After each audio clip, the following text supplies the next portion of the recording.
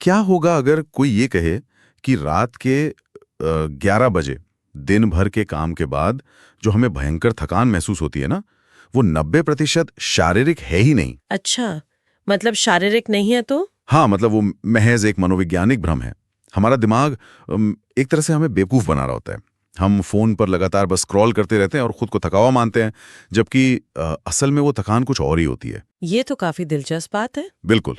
तो आज की इस डीप डाइव में हम एक ऐसी 60 से 150 सेकंड की शॉर्ट फॉर्म ऑडियो या वीडियो स्क्रिप्ट का विश्लेषण कर रहे हैं, जो इंसान के दिमाग के इसी थकान वाले भ्रम को ना पूरी तरह से हैक कर लेती है।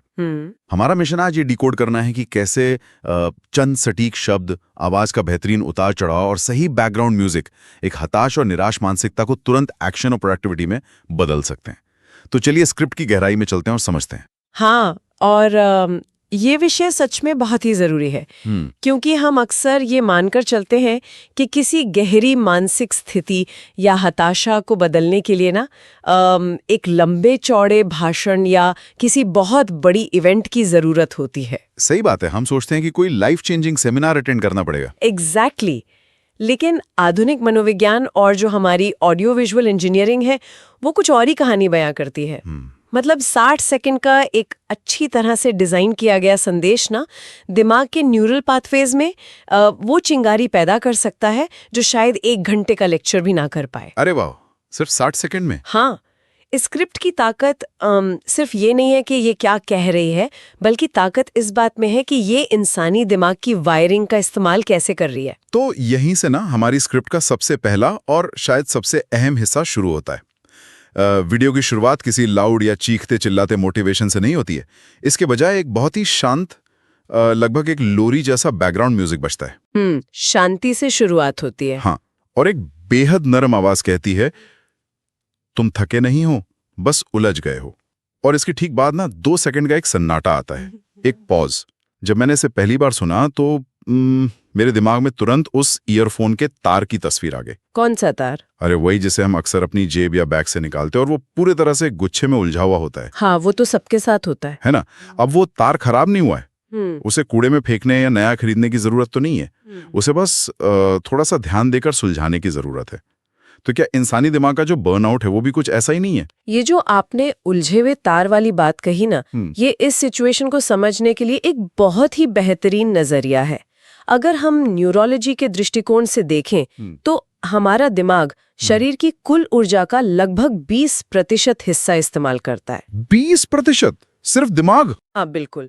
तो जब किसी इंसान के सामने बहुत सारे अधूरे काम होते हैं या भविष्य को लेकर बहुत सारी चिंताएं होती हैं ना, तो दिमाग एक कॉग्निटिव ओवरलोड की स्थिति में चला जाता है। कॉग्निटिव ओवरलोड मतलब ये ठीक वैसे ही है जैसे किसी कंप्यूटर या लैपटॉप में आपने एक साथ बहुत सारे भारी सॉफ्टवेयर खोल दिए हो। ओहो, तब तो सिस्टम हैंग हो जाएगा। एग्जैक्टली। ऐसे में दिमाग खुद को शट डाउन करने के लिए ना एक सिस्टम ओवरलोड का सिग्नल भेजता है। इंसान उसी सिग्नल को भयंकर थकान या बर्नआउट के रूप में महसूस करता है। अच्छा, तो वो असली थकान नहीं है? नहीं, वो मान लेता है कि शरीर की ऊर्जा खत्म हो गई है, जबकि असल में ऊर्जा खत्म नहीं हुई है, बस उसका बहाव ना विचारों के उस ट्रैफिक जैम में फंस गया है। अरे, तो इसका मतलब ये है कि जब वो नरम आवाज कहती है कि बस उलझ गए हो, तो वो इंसान के दिमाग को एक तरह की बहुत बड़ी राहत दे रही है। बिल्कुल। मतलब वो ये बता रही है कि भाई सिस्टम क्रैश नहीं हुआ है, बस एक टैप को बंद करने की या रीस्टार्ट करने की जरूरत है। एकदम सही पकड़ा आपने।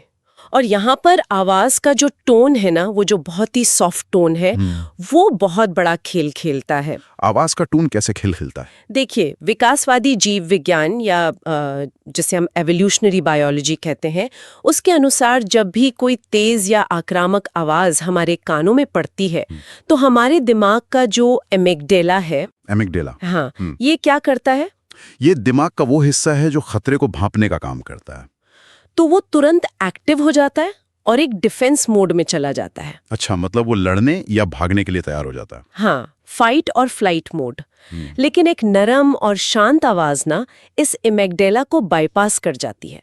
वो सीधा हमारे लॉजिकल ब्रेन यानी प्री फ्रंटल कॉर्टेक्स से बात करती है।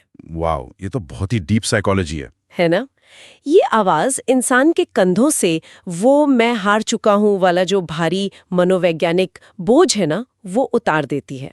ये एक भयंकर और लाइलाज लगने वाली थकान को बस एक छोटी सी सुलझाई जा सकने वाली पहेली में बदल देती है। और वो जो 2 सेकंड का पॉज है, वो सन्नाटा, वो शायद इसीलिए है ताकि दिमाग इस नए रिफ्रेमिंग को प्रोसेस कर सके। बिल्कुल, उस पॉज की बहुत अहमियत है। मतलब उस सन्नाटे में इंसान को ये सोचने का मौका मिलता है कि शायद मेरी बैटरी खत्म नहीं हुई है, बस मेरी केबल उलझी हुई है। ये एम्पैथी का बहुत ही शानदार इस्तेमाल है। हाँ, एम्पैथी से ही डिफेंस मैकेनिज्म नीचे आता है। लेकिन जैसे ही ये उलझन सुलझने का एहसास होता है, दिमाग इतनी आसानी से काम करने के लिए तैयार तो नहीं होता ना। मतलब वो तुरंत काम से बचने का एक नया रास्ता या कोई नया बहाना ढूंढ लेता है। हाँ, ये इंसानी दिमाग की एक बहुत ही पुरानी फितरत है। मतलब उलझन को पहचानने के बाद भी इंसान एक्शन क्यों नहीं लेता? इसका सबसे बड़ा कारण है temporal discounting. Temporal discounting, yes, ये क्या कॉन्सेप्ट है? ये एक ऐसा मनोवैज्ञानिक सिद्धांत है जहां इंसान भविष्य में मिलने वाले किसी बड़े इनाम की तुलना में ना वर्तमान के छोटे से आराम को ज्यादा तरजीह देता है। मतलब आज का थोड़ा सा सुख कल के बड़े सुख से ज्यादा अट्रैक्टिव लगता है। एग्जैक्टली। आदि मानव के जमाने में क्या था, हमारे पूर्वजों को नहीं पता होता था कि वो अगले 10 साल तक जिंदा भी रहेंगे या नहीं। सही बात है, कल किसने देखा है। हाँ, तो उनके लिए ना तुरंत जो खाना या आराम मिल रहा है वही सबसे जरूरी था सर्वाइवल के लिए। हमारा आज का दिमाग भी उसी पुराने सॉफ्टवेयर पर चल रहा है। इसीलिए किसी भी अमूर्त या फ्यूचर के लक्ष्य के लिए आज काम शुरू करना दिमाग को एक गैर जरूरी मेहनत लगती है। और यहीं पर स्क्रिप्ट ना इंसान के सबसे पसंदीदा और शायद सबसे खतरनाक बहाने पर प्रहार करती है। डायलॉग आता है, हर दिन सोचते हो कल से शुरू करूंगा, लेकिन वो कल कभी आता ही नहीं। ये बहुत ही पावरफुल लाइन है। और ठीक इसी पल ऑडियो में एक बहुत ही ड्रामेटिक बदलाव होता है। मतलब एक भारी बीट ड्रॉप होता है, म्यूजिक अचानक से तेज हो जाता है और उसमें ना एक पल्सिंग एनर्जी आ जाती है।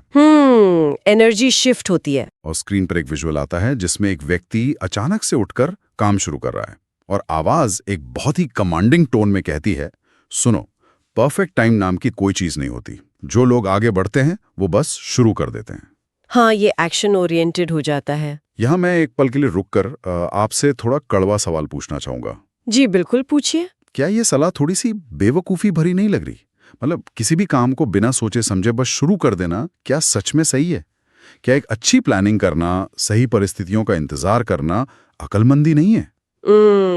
ये एक बहुत ही आम और तार्किक लगने वाली गलतफहमी है। अच्छा, ऐसा क्यों? क्योंकि बाहर से देखने पर ना प्लानिंग और परफेक्ट टाइम का इंतजार करना एक ही चीज लगती है, लेकिन मनोवैज्ञानिक रूप से ये दोनों एक दूसरे के बिल्कुल विपरीत है। वो कैसे? देखिए, प्लानिंग एक सक्रिय यानी एक्टिव प्रक्रिया है। उसमें इंसान पेन पेपर लेकर रणनीति बनाता है, दिमाग लगाता है। लेकिन परफेक्ट टाइम का इंतजार करना कोई रणनीति नहीं है, ये महज एक डिफेंस मैकेनिज्म है। मतलब हम खुद को बचा रहे होते हैं। हाँ, ये असफलता के डर को छुपाने का एक बहुत ही चालाक तरीका है। दिमाग सोचता है कि अगर परिस्थितियां एकदम सही नहीं होंगी और फिर भी मैं फेल हो गया तो वो सीधे तौर पर मेरी कमी होगी। अरे बाप रे, मतलब हम ईगो प्रोटेक्ट कर रहे हैं। एग्जैक्टली। इसलिए वो ये कहकर टाल देता है कि यार अभी समय सही नहीं है। ये परफेक्शन के नाम पर महज टालम टोल है, या जिसे हम प्रोक्रेस्टिनेशन कहते हैं। तो मतलब जब लोग कहते हैं कि जब मेरा नया लैपटॉप आ जाएगा तब मैं लिखना शुरू करूंगा, या फिर वो जो सबसे क्लासिक है जब नया साल आएगा तब से मैं जिम जाना या नई डाइट शुरू करूंगा। हाँ, सबसे कॉमन बहाना। तो वो असल में उस काम से नहीं बल्कि उस काम में फेल होने के डर से भाग रहे होते हैं। आपका सटीक विश्लेषण है। और इसी डर के लूप को तोड़ने के लिए ना उस बीट ड्रॉप का इस्तेमाल किया गया है। अच्छा, तो वो सिर्फ स्टाइल के लिए नहीं है? बिल्कुल नहीं। बीट ड्रॉप महज एक साउंड इफेक्ट नहीं है, ये कॉग्निटिव शॉक है। Cognitive shock? हाँ, ये इंसान के हार्ट रेट और एड्रेनालिन में एक हल्का सा उछाल लाता है जो उस लेजीनेस या जड़ता को तुरंत तोड़ता है। और इसके साथ जो विजुअल चलता है ना, एक इंसान का उठकर काम करना, वो दिमाग के मिरर न्यूरॉन्स को ट्रिगर करता है। Mirror neurons? इसके बारे में थोड़ा और विस्तार से बताइए ना, ये क्या होता है और कैसे काम करता है? श्योर। मिरर न्यूरॉन्स हमारे दिमाग की कोशिकाओं का एक ऐसा समूह है जो तब सक्रिय होता है जब हम खुद कोई काम करते हैं और दिलचस्प बात यह है कि ये तब भी सक्रिय होता है जब हम किसी और को वही काम करते हुए देखते हैं। अच्छा, मतलब देखने भर से एक्टिवेट हो जाता है। हाँ, विकासवादी रूप से इसी वजह से जो शुरुआती इंसान थे उन्होंने एक दूसरे को देखकर पत्थर के औजार बनाना या शिकार करना सीखा था। ओह, तो ये लर्निंग के लिए बहुत जरूरी था। बिल्कुल। तो जब हम वीडियो में किसी को अचानक काम शुरू करते हुए देखते हैं ना, तो हमारे दिमाग के अंदर जो मोटर कॉर्टेक्स है उसमें ठीक वही हलचल होती है जैसे हम खुद उठकर काम कर रहे हों। वाओ। हमारा दिमाग मानसिक रूप से उस एक्शन का एक तरह से पूर्वाभ्यास या रिहर्सल कर लेता है। इससे होता ये कि सोचने से लेकर करने तक के बीच की जो खाई है वो न्यूरोलॉजिकल रूप से बहुत छोटी हो जाती है। ये तो यार सच में किसी जादू की तरह है। मतलब हम सिर्फ उस विजुअल को देखकर ही दिमागी तौर पर उस काम को करने की एक वार्म अप एक्सरसाइज कर लेते हैं। हाँ, एग्जैक्टली। लेकिन जब ये परफेक्ट टाइम का भ्रम टूट जाता है तब एक नई समस्या खड़ी हो जाती है। इंसान काम शुरू करने के लिए तैयार तो हो जाता है, लेकिन काम का पहाड़ देखकर फिर से घबरा जाता है। ये बहुत स्वाभाविक है ना? तो स्क्रिप्ट इसका भी एक बहुत ही व्यावहारिक या प्रैक्टिकल समाधान पेश करती है। एक मजबूत आवाज कहती है, छोटा शुरू करो लेकिन आज ही शुरू करो। 1 घंटा नहीं कर सकते तो 20 मिनट करो, लेकिन कंसिस्टेंसी मत तोड़ो। 20 मिनट का नियम। हाँ, इस 20 मिनट के नियम को सुनकर मुझे ना एक धक्का देने वाली बंद गाड़ी की याद आ गई। बंद गाड़ी? ये उपमा कैसे काम करती है यहाँ पर? देखिए, अगर कोई कार बीच सड़क पर बंद हो गई है और उसे धक्का लगाना है, तो उस खड़ी हुई बिल्कुल स्थिर कार को अपनी जगह से हिलाने के लिए बहुत ही भयानक ताकत की जरूरत होती है। मतलब इंसान को अपना पूरा जोर लगाना पड़ता है। हाँ, शुरुआत में बहुत फोर्स लगता है। लेकिन एक बार जब उस कार के पहिए घूमने लगते हैं ना, जब वो गति या मोमेंटम पकड़ लेती है, तो फिर उसे धक्का देते रहना बहुत ही आसान हो जाता है। तब महज एक हाथ के सहारे भी कार आगे बढ़ती रहती है। बिल्कुल सही कहा आपने। तो मुझे लगता है कि इंसान के काम शुरू करने में भी वही भौतिक विज्ञान या फिजिक्स लागू होता है। वो जो एक्टिवेशन एनर्जी या फ्रिक्शन है ना, वो ही सबसे बड़ी रुकावट है। मैं कहूंगी कि ये एनालॉजी इस पूरी प्रक्रिया के पीछे के विज्ञान को एकदम सटीकता से समझाती है। साइकोलॉजी में इस शुरुआती धक्के को ही कॉग्निटिव फ्रिक्शन या संज्ञानात्मक घर्षण कहा जाता है। अच्छा, तो इसका एक प्रॉपर नाम है, कॉग्निटिव फ्रिक्शन? हाँ, जब कोई काम शुरू करना होता है तो दिमाग उस काम की कुल मात्रा को देख कर ना एक बहुत बड़ी मानसिक दीवार खड़ी कर लेता है। अगर कोई सोचे कि मुझे 1 घंटे तक ये मुश्किल रिपोर्ट लिखनी है, तो वो सुनकर ही पसीना आ जाता है। एग्जैक्टली। दिमाग का पेन सेंटर एक्टिवेट हो जाता है। उसे वो 1 घंटा एक पहाड़ जैसा लगता है। लेकिन जब लक्ष्य सिर्फ 20 मिनट का रखा जाता है तो वो दिमाग के पैनिक थ्रेशोल्ड यानी जो घबराहट की सीमा है ना, उससे नीचे होता है। तो दिमाग को लगता है कि चलो यार 20 मिनट ही तो हैं। हाँ, दिमाग सोचता है कि 20 मिनट का घर्षण तो मैं सह सकता हूँ, इतनी तो मेरे अंदर ताकत है। और एक बार जब वो 20 मिनट के लिए शुरू हो जाता है तो फिर कार के पहिए घूमने लगते हैं। बिल्कुल। और यहाँ पर डोपामाइन साइकिल अपना असली खेल दिखाती है। डोपामाइन साइकिल ये कैसे काम करती है इस मोमेंट पर? जैसे ही 15-20 मिनट का काम पूरा होता है ना, दिमाग को अचीवमेंट का एक छोटा सा डोपामाइन हिट मिलता है। अच्छा, एक रिवॉर्ड फील होता है। हाँ, और ये डोपामाइन सिर्फ खुशी नहीं देता, ये आगे का काम करने के लिए फ्यूल का काम करता है। जो इंसान 20 मिनट के लिए बैठता है वो अक्सर महसूस करता है कि अब काम रोकना ज्यादा मुश्किल है। मतलब मोमेंटम बन गया है। एग्जैक्टली। इसे ज़ाइगार्निक इफेक्ट भी कहते हैं, जहां दिमाग किसी अधूरे शुरू किए गए काम को पूरा करने के लिए छटपटाता है। तो ये जो 20 मिनट का नियम है ना, ये इंसान को उस भारी कॉग्निटिव फ्रिक्शन से निकालकर डोपामाइन के एक पॉजिटिव लूप में धकेल देता है। मतलब सारा खेल बस उस शुरुआती घर्षण को कम करने का है। हम अक्सर मानते हैं कि बहुत सारा मोटिवेशन इकट्ठा करेंगे और फिर एकदम से काम पर टूट पड़ेंगे। हाँ, जो कि एक बहुत बड़ी गलतफहमी है। लेकिन असल में ये पूरा चक्र उल्टा काम करता है ना। पहले आप एक छोटा सा 20 मिनट का एक्शन लेते हैं और उस एक्शन से पैदा हुआ मोमेंटम ही आपका मोटिवेशन बन जाता है। बिल्कुल सही समझे आप। और जैसे जैसे ये 20 मिनट का नियम कंसिस्टेंसी या निरंतरता में बदलता है, काम को देखने का पूरा नजरिया ही पलट जाता है। यहीं पर स्क्रिप्ट का एक और बहुत ही अहम हिस्सा आता है। यहाँ म्यूजिक एक बार फिर से शिफ्ट होता है।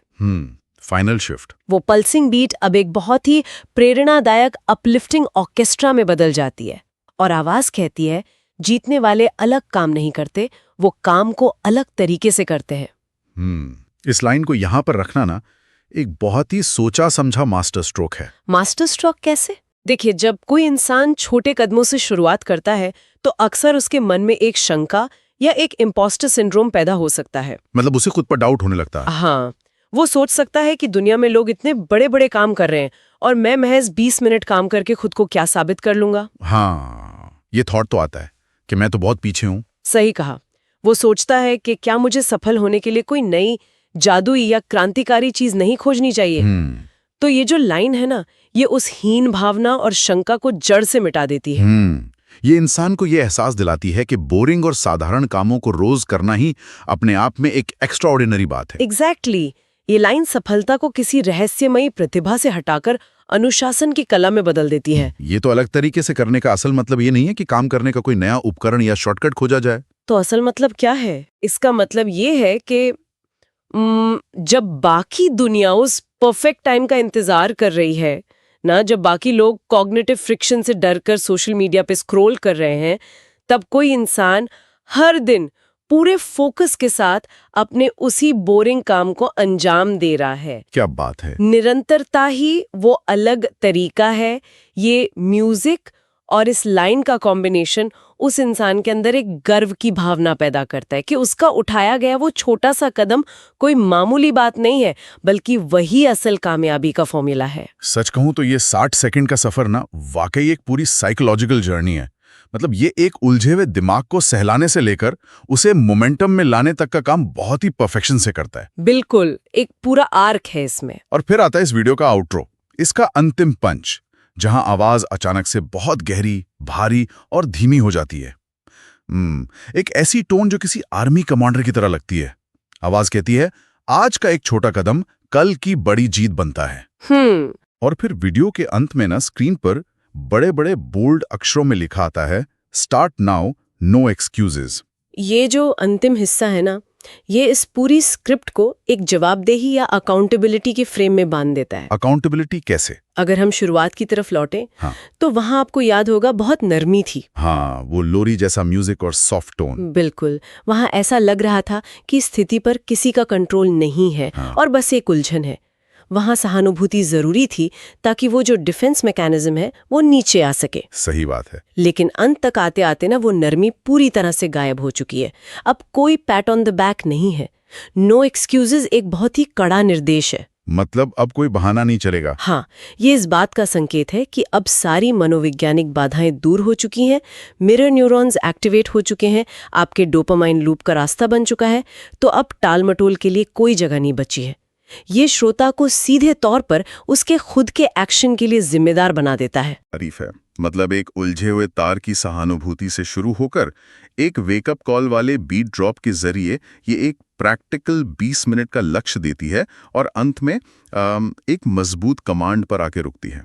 हाँ, ये डिजाइन के नजरिया से बहुत ही ब्रिलियंट है। ये सिर्फ एक मोटिवेशनल कंटेंट नहीं है, बल्कि मैं तो कहूँगा कि ये बिहेवियरल साइकोलॉजी, न्यूरोसाइंस और ऑडियो इंजीनियरिंग का एक बहुत ही घातक कॉम्बिनेशन है, जो बहुत ही कम समय में इंसान के अटेंशन और एक्शन दोनों को हैक कर लेता है। बिल्कुल, और यही इसकी सफलता का राज भी है। लेकिन इस पूरी गहरी चर्चा के बाद मेरे मन में एक सवाल रह जाता है, और जो भी लोग इस डीप डाइव को सुन रहे हैं ना, मैं चाहूंगा कि वे भी इस पर थोड़ा विचार करें। वो क्या है?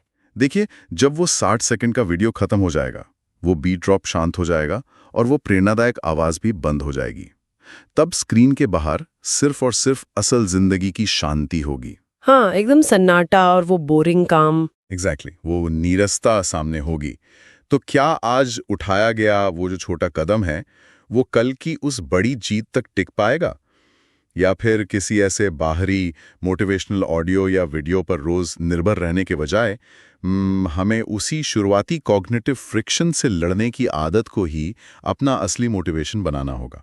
ये बहुत ही गहरा सवाल है ना? क्योंकि वीडियो शायद दिमाग के उस उलझे हुए तार को सुलझाने का रास्ता दिखा दे, लेकिन उस पूरे तार को सीधा रखने की रोज की जद्दोजहद तो अंततः खुद ही करनी पड़ेगी। बिल्कुल, वो रोज की लड़ाई तो अपनी ही होती है। सही बात है। तो इसी विचार के साथ हम आज की इस डीप डाइव को यहीं समाप्त करते हैं। सोचिएगा जरूर कि आपका मोटिवेशन कहाँ से आता है।